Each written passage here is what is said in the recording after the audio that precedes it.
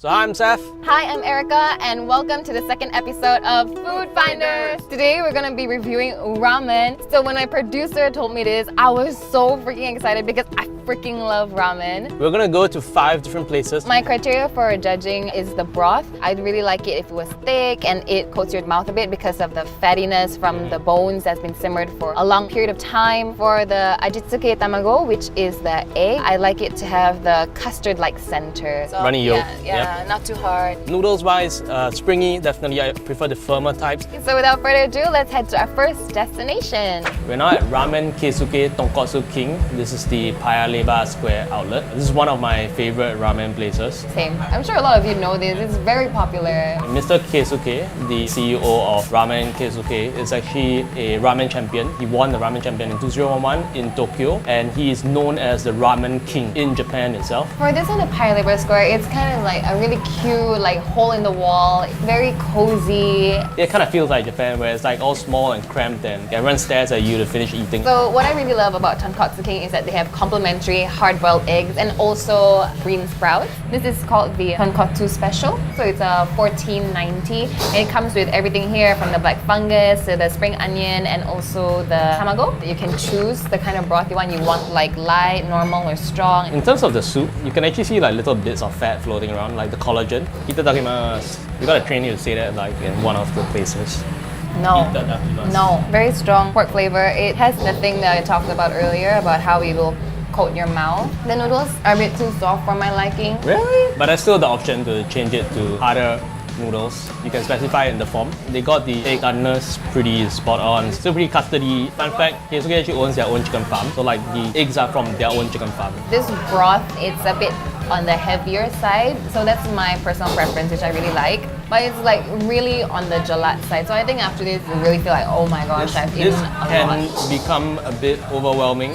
I'm gonna try the char siu now. So it was tender and It's not overly salty. a bit more to the fatty side because I really don't like lean meat very much. I would give it a 5 upon 5. I just find it really delicious. It's one of my favorite kind of ramen. I would give this a 4.5. The soup is a bit too rich. Just feels like a bit of a heart attack after half a bowl. Alright, we're done. Let's go to the next ramen place. So we're here at Brothers Ramen in International Plaza at Tanjong Pagar. Brothers Ramen is actually a Singaporean ramen shop run by 2 brothers. The lunch crowd is insane. The whole concept started like solely based on experimenting from ramen recipes downloaded online. They also have their own like in-house freshly made ramen noodles every day. They actually have automated machines for you to key in your orders and just pay through the machines. This is the Superman ramen. It's called a Superman ramen. Yes, the egg, yes, chicken, yes, char siu, $16.90 for this bowl. This soup base is made with chicken, fish, and vegetables. The meat itself just looks really lean, so I don't have high expectations for it being very tender or juicy. And it comes with a dumpling as well. Never had ramen with dumpling, so this is a new one. It looks like a freaking sui jiao, you know? The shui jiao is asleep.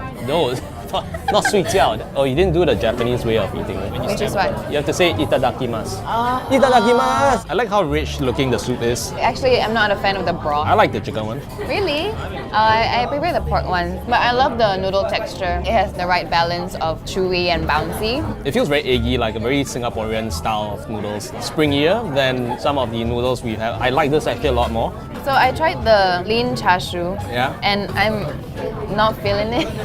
I don't like tough meat. Don't like the meat hard. I like the egg.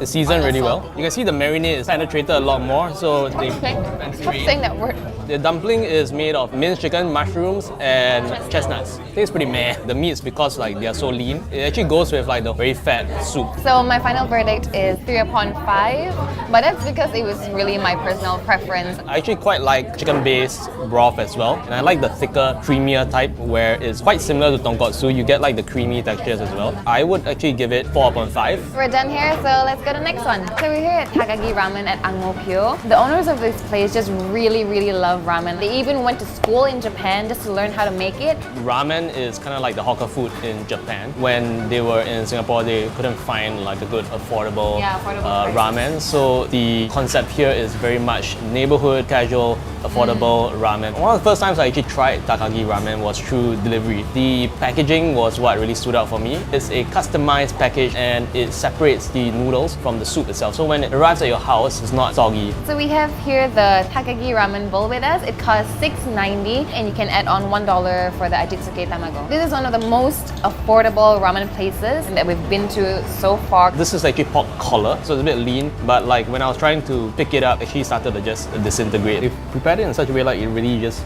falls apart. Thinly sliced, very soft. Their noodles are actually handmade in their central kitchen. I don't think it's handmade, it's like machine made. A machine made, but they have to put it in the machine with their hands. So you look at the egg, the whites have like a lot more gradient of the dark soy marinade.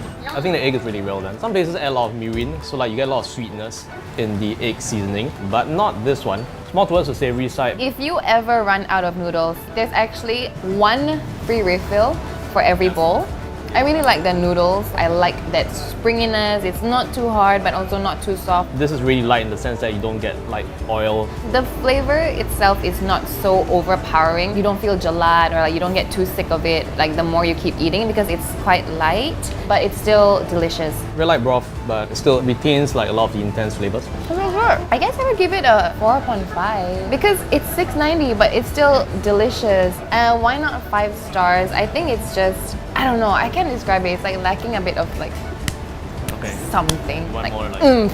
I would actually give this 5.5 purely for the value for money. $7.90 for this amount is really impressive. I bought the hawker food as more than $7.90. Alright, we're done here, so let's go.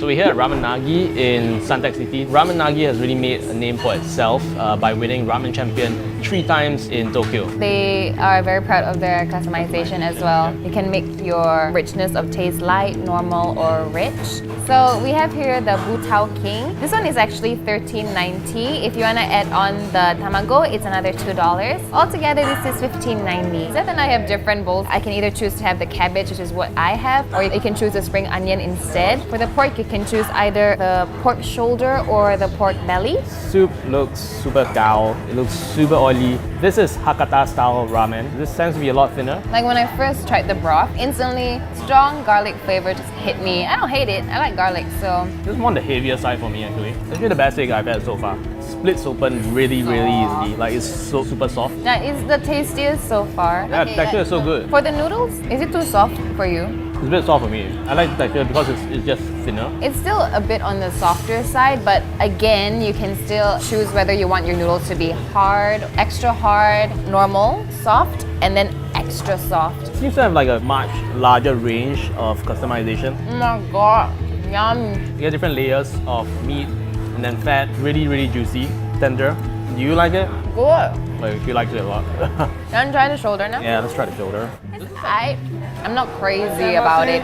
Yeah, not a fan. You just taste it off. It's just the marinade. It doesn't complement the shoulder meat. Pick the pork belly. Don't go for the pork shoulder. So I give Ramen Nagi a 4.5 upon 5. I didn't give full 5 stars just because of the pork shoulder. But everything else tastes really good. The pork belly, I like how it's different from the other ramen. I give this a 4 upon 5. Best ajitama I've had so far. Definitely minus points for the pork shoulder. I'm ready for more ramen. Let's go. So we're here at Kanchoku Ramen at Orchard Gateway. Kanchoku is actually opened by 2 Singaporeans. So Kanchoku actually means to finish your food. To every last bit, yeah. What makes them special is they want to make the broth lighter. So when it comes to the soup base, it is less fatty than maybe some other ramen places. They want it to be cleaner, lighter, so that you don't feel so gelat. So you can finish the bowl and hopefully come back another day. For the stock that they make, they actually omit the pig's head and pork belly. So they only use like the leaner cuts. They also actually make their own Hakata style ramen. This bowl itself without the egg is $13.90. If you want the tamago egg, then you have to add on another $2. Yeah, it's definitely not as oily. Some ramen have like a layer of oil or even like pork lard just floating around. Yeah. Actually, those are the kinds that I like.